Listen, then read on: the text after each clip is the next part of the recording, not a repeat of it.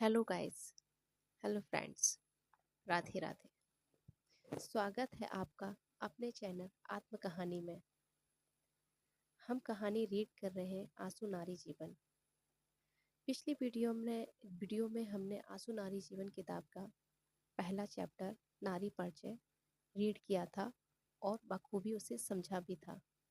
अब हम उसी कहानी का दूसरा चैप्टर रीड करेंगे। उस चैप्टर का नाम है मेरा बचपन और संघर्ष। चलिए, तो फिर हम इस चैप्टर को भी उसी तरह रीड करेंगे, समझेंगे और बाखूबी इस कहानी से कोई अच्छी सीख लेंगे। तो चलिए हम शुरू करते हैं। नमस्ते, मैं अन्नू। नारी जीवन यह विषय अन्नू जीवन पर आधारित है। मेरा नाम अन्नू है। जब से मैंने होश संभाला था तब से ही परेशानियां देखी थी।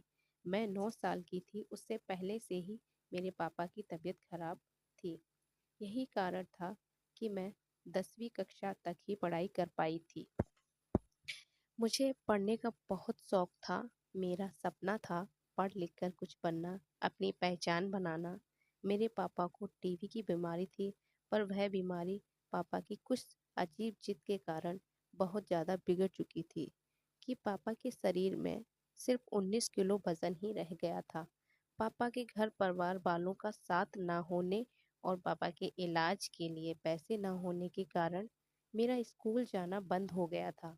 पापा की हालत दिन ब दिन और भी ज़्यादा खराब होती जा रही थी और हम जहाँ रह रहे थे वहाँ महिलाओं के लिए कोई रोज़गार नहीं था। इसलिए पापा को दादी के पास छोड़कर रोज़गार की तलाश में मैं और मम्मी मौसी के ससुराल फिरोजाबाद आ गए थे। वहाँ घर घर महिलाएं चूड़ियों की जुड़ाई का काम किया करती थी और कोई रोज़गार ना होने के कारण मैं और मम्मी भी चूड़ियों की जुड़ाई का काम करना शुरू कर दिया था। आग की तेज लौ के सामने बैठकर मैं और मम्मी एक साथ सारा दिन और देर रात तक चूड़ियों की जुड़ाई किया करती थी। आग की लौ के सामने नींद ज़्यादा आती थी और नींद आने के कारण जिस आग की लौ में चूड़ियों की जुड़ाई होती थी, उसी आग की लौ में चूड़ियों का गर्म कांच पिघलकर हमारे हाथों और पैरों पर गिर जाता था। ऐसा लगता था कि दम निकल गई हो।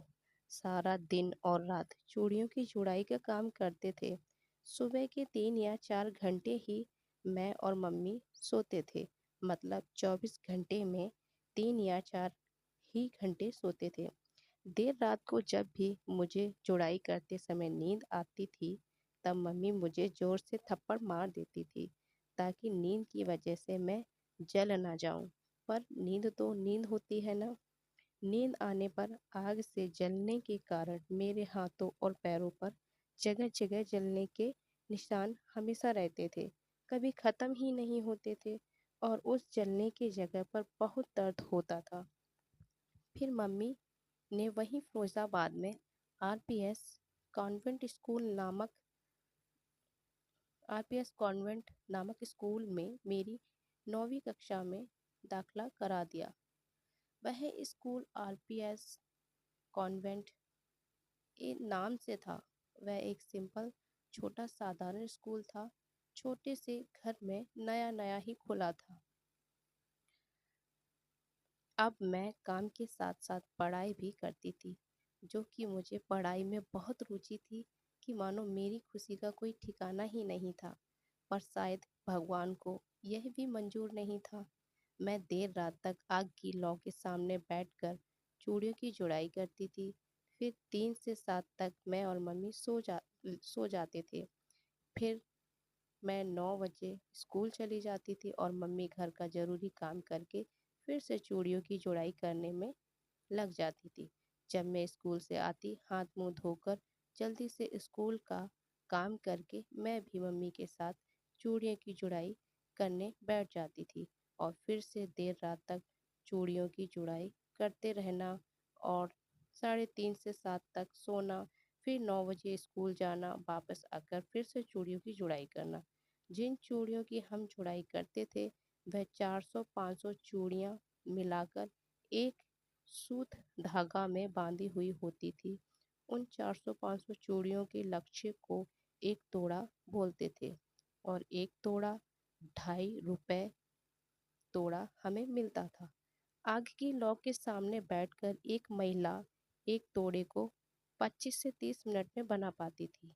मैं और मम्मी मिलकर 24 घंटे में मुश्किल से 30 तोड़े ही बना पाते थे। मतलब मैं और मम्मी मिलकर एक दिन में 70 या 80 रुपए का ही काम कर पाते थे। वो भी मालिक कभी कभी 30 से कम तोड़े देता था तो कम पैसों का ही काम हो पाता था। और कभी कभी तो फैक्ट्री से ही मालिक के पास चूड़ियां नहीं आ पाती थी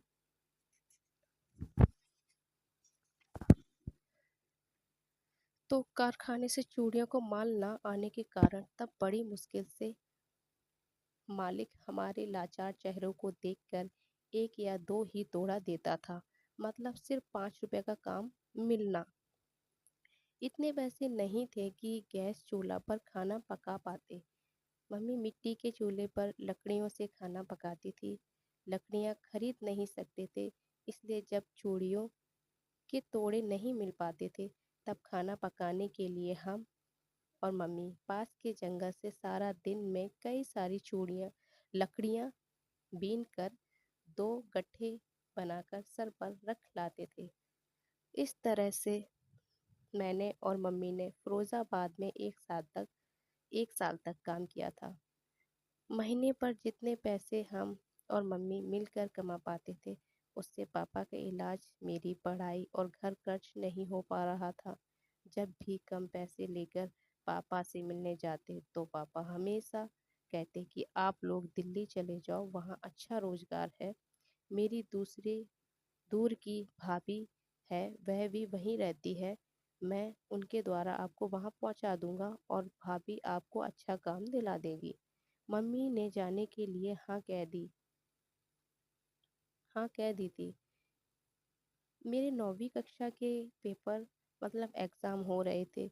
उन एग्ज़ाम को छोड़ते हुए बेबसी और मजबूरी के कारण मम्मी ने दिल्ली आने की तैयारी शुरू कर दी थी।